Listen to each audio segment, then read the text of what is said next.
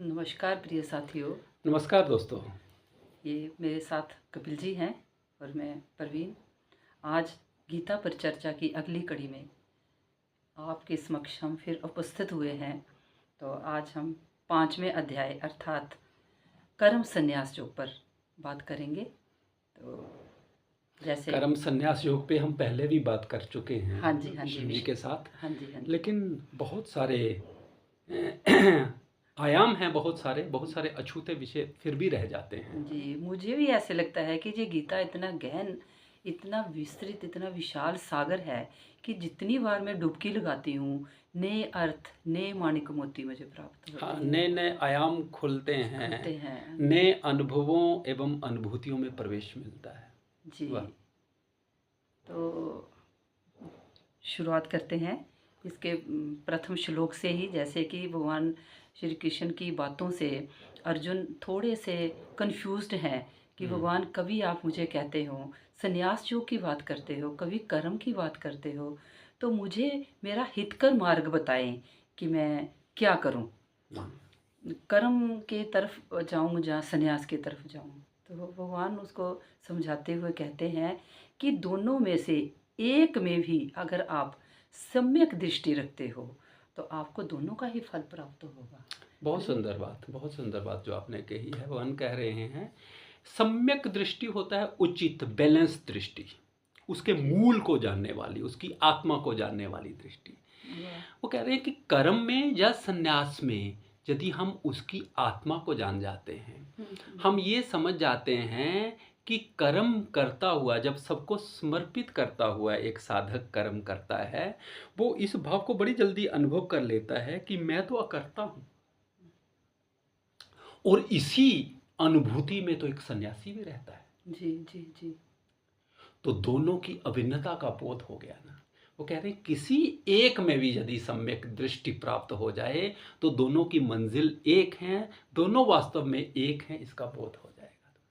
जी, तो इसके साथ ही लगती हुई बात फिर आगे भगवान कह रहे हैं कि जो व्यक्ति अपने आप को जीत लेता है और अपने को हुई सारे जीवों में देखता है तो वो कर्म बंधन से छूटता है। अर्थात वो फिर इसमें ब्राह्मण में, गौ में, कुत्ते में, हाथी में, सर्प में, किसी भी धर्म, किसी भी जाति से ऊपर उठ जाता है। वो सबको समान भी अभेद हो जाता है।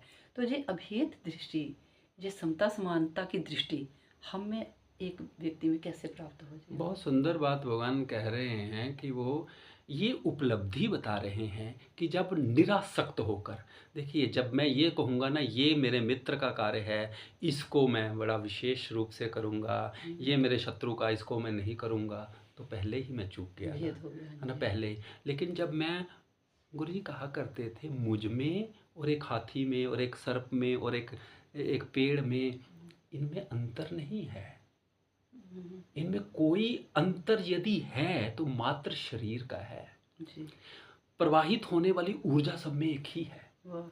इस बोध को जब प्राप्त हो जाता है कार्य करते हुए, जब निरासक्त भाव से ईश्वर का आशीष मानकर ईश्वर को समर्पित कब्जा कार्य करता है ना कोई भी, तो फिर वो उसी अभेद दृष्टि को प्राप्त हो जाता है। सब में उसको उसी एक की झलक प्राप्त होती है, उसी चेतन तत्व की, जिसके बारे में गोस्वामी जी कहते हैं, सिया राम मैं सब जग जानी, करहूँ प्रणाम जोरि जुग पानी। उस दृष्टि को एक कर्मयोगी प्राप्त कर लेता है, समता समानता के केंद्र में स्थित हो जाता है। जी, उसी में से एक सन्यासी भी स्थित होता है, ज्ञानी भी। बिल्कुल बिल्कुल, ये तो चरम की स्थितियां हैं। जब सारा संसार ही ईश्वर में लगे सन्यासी को कर्मयोगी, तो उच्चतम स्थिति है। वाह। तो फिर उसको समझाते हुए भगवान आगे फिर कहते हैं उसको, अर्जुन को, कि अर्जुन एक विशुद्ध हृदय से जो कर्म करता है व्यक्ति, और वो देखता है कि सिर्फ मेरी कर्म इंद्रियां कार्य कर रही हैं, तो वो दूर से हटके कर्म को होते हुए देखता है। तो वो एक, उसको कहते हैं कि आप साक्षी भाव से कार्य करें। तो ये साक्षी भाव कैसे डेवलप हो हम। हाँ, मैं स्वयं को देखते हुए देख रहा हूँ, स्वयं को सूंघते हुए सूंघ रहा, अभी मैं बात कर रहा हूँ, बात करते हुए स्वयं को देख रहा हूँ, क्योंकि जो मैं वास्तव में हूँ वो तो अकर्ता है, वो सृष्टा है, वो एक साक्षी है, वो देख रहा है। इस बोध को प्राप्त हो जाएगा तो मैंने तो गुरु जी को कई बार ये कहते हुए सुना है, मैं स्वयं को देख रहा था, मुझे सम्मानित किया जा रहा था। वाह। तो ये बड़ी उच्चतम स्थिति है। मैं स्वयं को देख रहा हूँ, मुझे अपमानित किया जा रहा है, मैं उन दोनों से ही विलग हूँ, खड़ा हूँ यहाँ पे ना। ये बोध, ये एक उपलब्धि है जो होगी, ये एक उपलब्धि है जिसके बाद कुछ पाना शेष नहीं रह जाता है। और अपने अगर आदमी साक्षी में स्थित हो गया है ना, तो वो कोई भी कर्म का बोझा उसके ऊपर कैसे होगा। सारा कुछ कर्म करने के बाद भी वो स्वयं तो आनंदमय है, पल भर में वो रिचार्ज हो जाएगा वो सारे का सारा। क्योंकि कर्म जो हो रहे हैं वो शरीर के और मन के स्तर पे, या ज्ञानेंद्रियों और कर्म इंद्रियों के स्तर पे हो रहे हैं। चेतना के स्तर पे तो कोई कर्म नहीं है, जो मैं हूँ, यही बोध है, यही बोध है। बहुत ही सुंदर, बहुत ही अच्छा। तो इसी के साथ की लगती बात है, इसी के साथ कि कह रहे हैं कि इंद्रिय, मन और बुद्धि से जब एक कर्मयोगी कार्य करता है, निस्वार्थ भाव से कार्य करता है, तो वो ऐसे है जैसे जल में कमल है, और कमल के ऊपर उस कीचड़ का और पानी का कोई प्रभाव नहीं होता। तो हाँ, ये जो कमल की उपमा दी गई है ये बड़ी खूबसूरत है। देखिए, कमल का पूरा पोषण जल से, कीचड़ से हो रहा है, लेकिन कीचड़ का कोई गुण वो ग्रहण नहीं कर रहा है, कोई दोष ग्रहण नहीं कर रहा है कमल। वैसे ही जो एक कर्मयोगी है वो रहता तो संसार में है, सारे के सारे वही कुछ कर रहा है जो बाकी लोग कर रहे हैं, लेकिन वो इस बोध को प्राप्त होता है कि मैं चेतना हूँ।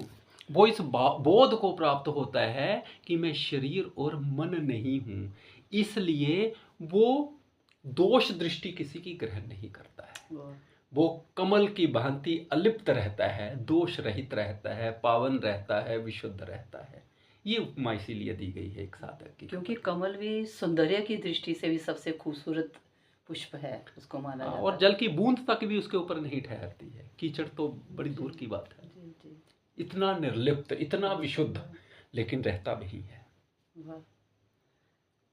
तो भगवान कहते हैं कि मैंने ना तो कर्मों की उत्पत्ति की है, ना ही मैंने आपके भीतर आसक्ति की रचना की है।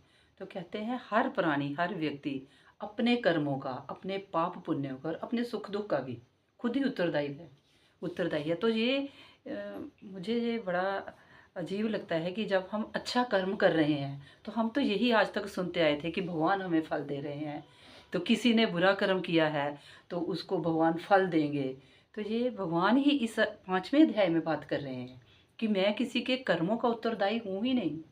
हाँ, क्योंकि फल तो दे रहे हैं, लेकिन फल उनका कर्म सिद्धांत दे रहा है, जो उन्होंने एक व्यवस्था बना दी है उसके अनुसार वो उनको मिल रहा है सारे का सारा। इसीलिए वो कहते हैं मैंने कर्म भी नहीं रचा, कर्तापन भी। भगवान थोड़ी कह रहे हैं कि तुम अपने आप को कर्ता मान लो।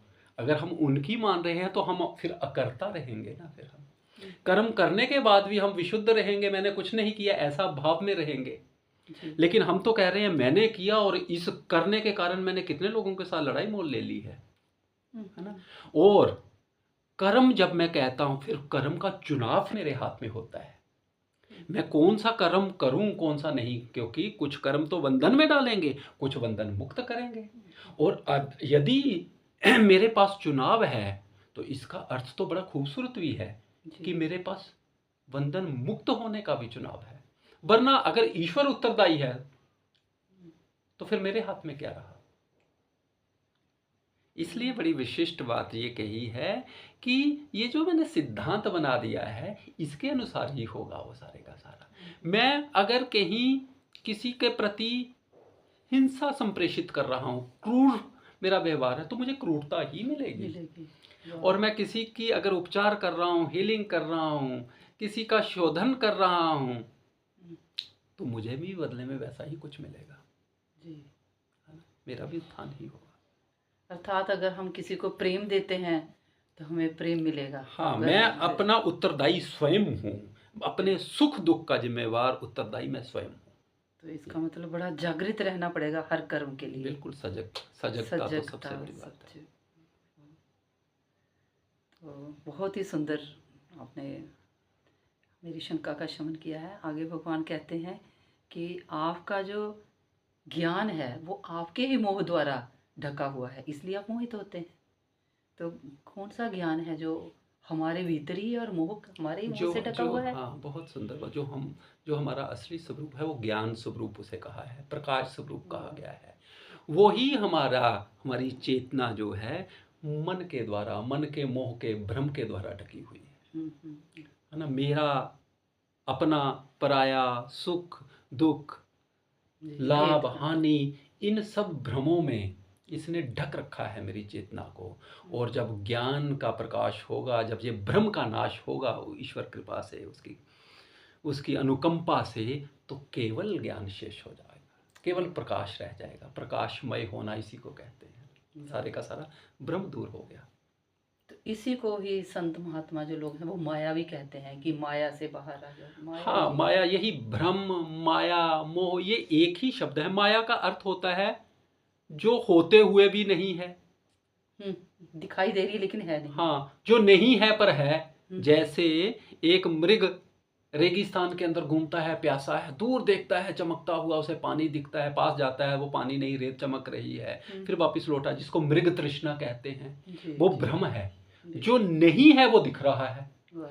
हम भी अपने आप को, मैं कहता हूँ मैं बड़ा कमज़ोर हो गया, मैं बड़ा आलसी हूँ, मैं बड़ा कर्मठ हूँ, मैं ये हूँ। मैं अपने बारे में भी, मुझे अपना ज्ञान ही नहीं है। जो भी मैंने अपनी बारे में जो राय बनाई है वो मेरी नहीं है, वो कहीं मन के स्तर की या शरीर के स्तर की बात है ना।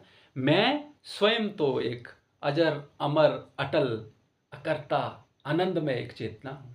वाह। इस बोध को जब प्राप्त होगा तब सबसे छुट्टी है, सारे कर्मों से छुट्टी, बंधन से छुट्टी है। बिल्कुल। तो अंत में भगवान श्री कृष्ण अर्जुन की शंकाओं का समाधान देते हुए कहते हैं कि अर्जुन, शरीर की समाप्ति से पहले काम और क्रोध के आवेगों से परे हो जाओ और बस। स्थिर, बिल्कुल स्थिर प्रतिज्ञ होकर आप अपने आप में लीन हो जाते हो तो आप सारे कर्मों के बंधन से छूट जाते हैं। बहुत सुंदर बात कह रही है भगवान, बहुत सुंदर बात की ओर इशारा कर रहे हैं कि शरीर के रहते रहते यदि इस साक्षात्कार को मैं उपलब्ध होता हूँ कि मैं ये शरीर नहीं हूँ, मैं ये मन नहीं हूँ, मैं एक चेतना हूँ, इसका अनुभव, इसकी अनुभूति, इसका साक्षात्कार हो जाता है, तो वही मुक्ति है, वही ईश्वर में रम जाना है, वही उसकी प्राप्ति है, वही उपलब्धि है। जी, बहुत ही सुंदर। आपने बड़े ही भाव से मेरी शंकाओं का वो शमन किया है। आपका आभार प्रवीण जी, बहुत बहुत बड़ी सुंदर चर्चा के लिए, इतना इतना इतना अधिक गहराई में जाकर जिज्ञासाएं, सबकी जिज्ञासाओं को शब्द देने के लिए, और मुझ पर भी अनुकंपा करने के लिए कि मैं इस पे कुछ कह सकूं। गुरुवर की, ईश्वर की परम अनुकंपा। तो ठीक है, आप सभी के लिए अब आपसे फिर मुलाकात होगी, तो तब तक के लिए नमस्कार। नमस्कार। हमारा साहस बढ़ाते रहें, प्रोत्साहन देते रहें और अपने वक्तव्यों और टिप्पणियों से हमें नवाजते रहें। नमस्कार। नमस्कार।